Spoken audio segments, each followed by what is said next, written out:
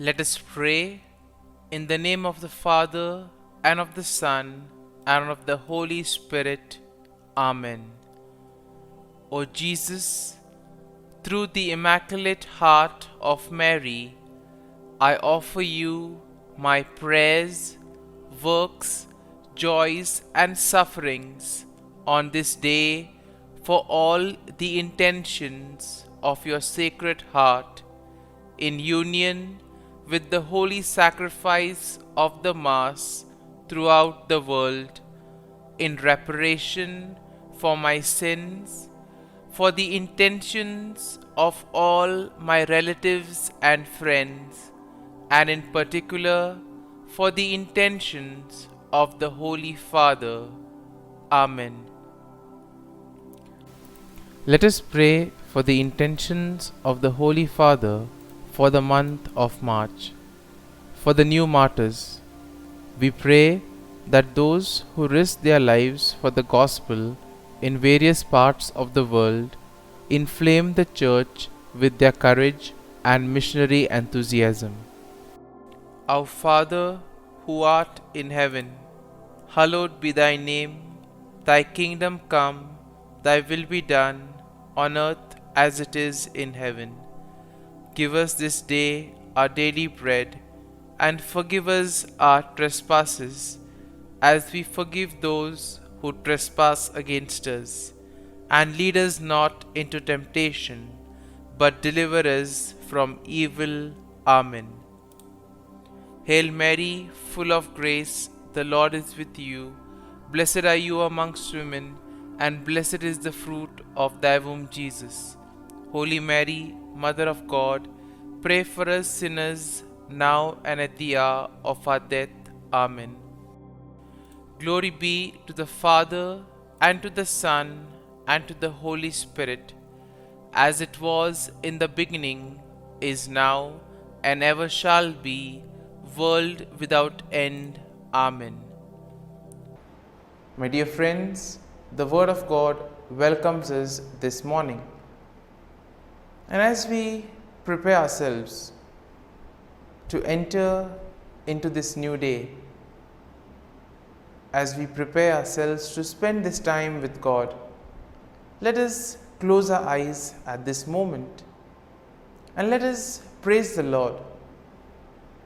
Let us thank Him that He has woken us up this morning. He has given us good health. He has kept us in His love. Most importantly, we see that at every moment His gaze is upon us. He loves us. He protects us. He guides us. And for that, let us praise the Lord. Let us thank the Lord. In our life, we see that there are many moments wherein we do not recognize the presence of God in our lives. There are certain moments that we take for granted, and therefore it becomes difficult for us to recognize the graces and the blessings that we receive from the Lord. And therefore, as we begin today's morning offering, let us thank the Lord for all those blessings that He has given us.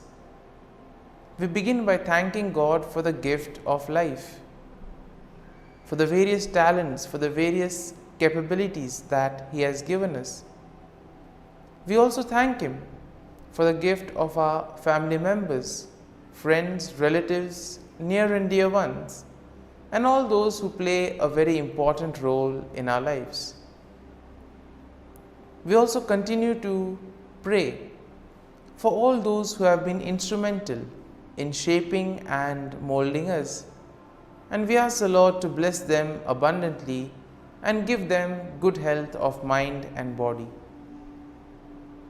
We also thank the Lord for giving us this new day, a day that may help us to complete some of the tasks that were left incomplete, or maybe today may give us an opportunity to reach out to others.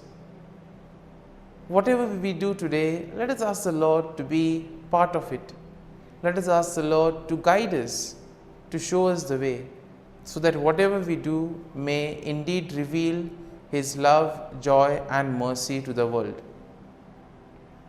At the same time, let us also thank the Lord for the various opportunities that He has given us, opportunities to use our talents and abilities for the better good.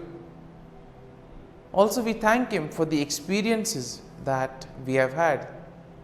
We all remember and cherish the good experiences, but there have been also experiences that have been bitter, that have been difficult, but nonetheless these have been experiences that have taught us valuable lessons in life, and therefore we thank the Lord for these experiences as well.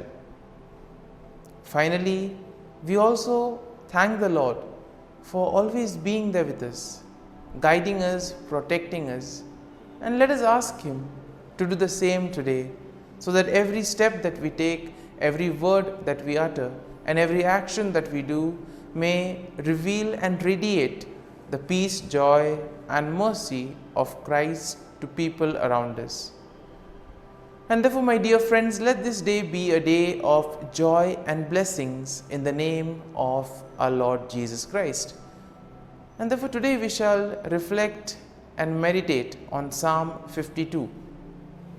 As usual, we shall have an overview of the psalm and then we shall go into its details.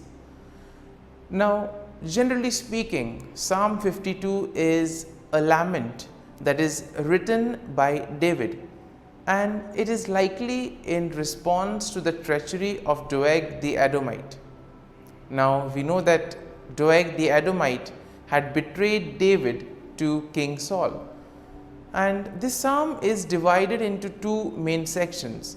So, the first section contains verses 1 to 5, and this will describe the wickedness of Doeg and his eventual downfall, while the second part of the psalm, the second section, which has verses 6 to 9, they offer a contrast between the wickedness of Doeg and the faithfulness of God. Similarly, we see that when we look at the psalm gives us a picture of what it is to be faithful and what it is to trust and place our faith in God.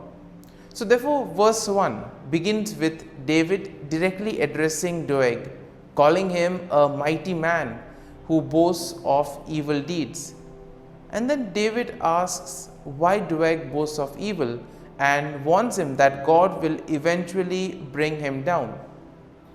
In the second verse, we see that David's warning to Doeg continues, and this reminds him that God's judgment will be swift and thorough. David compares Doeg to a sharp razor and a deceitful tongue, highlighting the danger that his words and actions pose. Moving on to verse 3, we see that the verse emphasizes the extent of evil that Doeg does, describing him as the one who loves evil more than good, and therefore lying more than speaking truth. Therefore, we see that Doeg has been one who has been lying a lot rather than speaking the truth and wanting to know the truth. And therefore, Doeg is warned by David that his love of evil will ultimately result in his destruction. And therefore, the following verse 4 also continues this same description that David does of Doeg's wickedness, comparing him to a devouring fire that consumes everything in its path. And therefore, David notes that Doeg has set himself against those who are righteous and warns that God will eventually cut him off. And therefore, this first section is concluded in verse 5, where we have David again warning that God will bring Doeg down. David notes that Doeg will be uprooted and driven away from the land of the living, and that the righteous will ultimately see his downfall. So therefore, this first part of the psalm is kind of a message of hope to most of us. We live in a world where we see so much of evil, where we see so much of corruption. We see so many things being done in the wrong manner.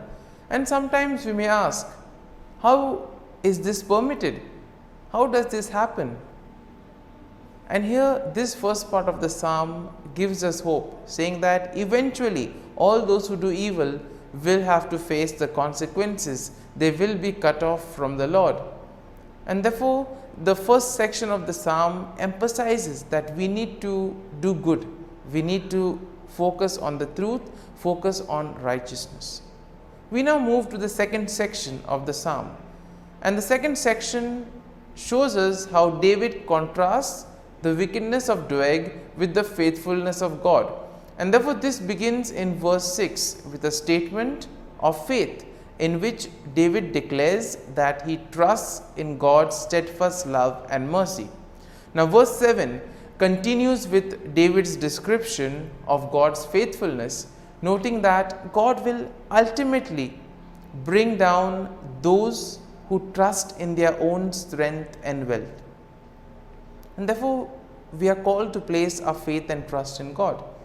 When we place our faith in ourselves or in the worldly things, ultimately they will lead to our downfall. And therefore, David compares the wicked to a green olive tree, which may flourish for a time, but will eventually wither and die. And therefore, nothing is permanent in today's world. Therefore, we need to place our faith and trust in the Lord, so that when the time comes, the Lord will take care of us. Verse 8 emphasizes this contrast between the wickedness of Doeg and the faithfulness of God, as David now declares that he will praise God forever for his steadfast love and justice. Now, David notes that he will wait for God to act, trusting that God will eventually bring down the evil and vindicate the righteous. And therefore, Psalm 9 will conclude this second section of the psalm. And the conclusion is nicely done with a statement of hope, as here David declares that he will continue to wait for God's salvation and that he will trust in God's name. David notes that God's name is a strong tower in which the righteous may take refuge, and that God will ultimately bring salvation to his people. And therefore, my dear friends, as we reflect on Psalm 52,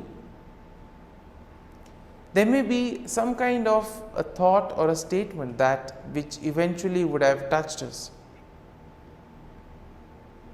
Therefore, let us remain with that thought, let us remain with that sentence or statement,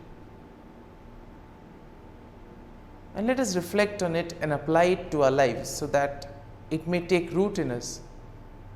And therefore, as we do this, let us ask the Lord to bless us, to be with us, to guide us, so that whatever we do today, it may be for his greater glory, that we may be able to distinguish between what is good and what is evil, and that we may follow on the path of righteousness.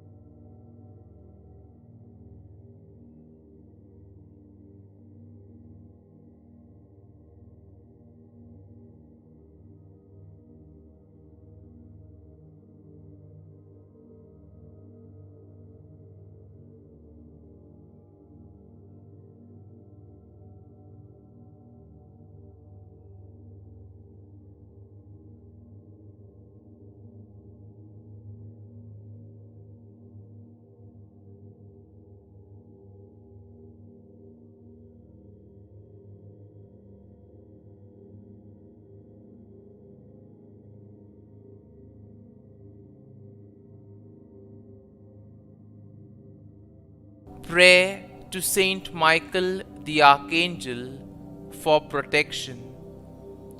Saint Michael the Archangel, defend us in battle. Be our defense against the wickedness and snares of the devil. May God rebuke him, we humbly pray. And do thou, O Prince of the heavenly hosts, by the power of God, thrust into hell Satan and all the evil spirits who prowl about the world, seeking the ruin of souls. Amen. Act of Adoration. O Sacrament most holy, O Sacrament divine, all praise and all thanksgiving be every moment thine. Saint Gertrude Prayer for souls in purgatory. Eternal Father, I offer Thee the most precious blood of Thy divine Son, Jesus, in union with the masses said throughout the world today, for all the holy souls in purgatory, for sinners everywhere, for sinners in the universal church, those in my own home and within my family. Amen. May the divine assistance remain always with us, and may the souls of the faithful departed through the mercy of God rest in peace. Amen. Glory be to the Father, and to the Son, and to the Holy Spirit, as it was in the beginning, is now, and ever shall be, world without end. Amen.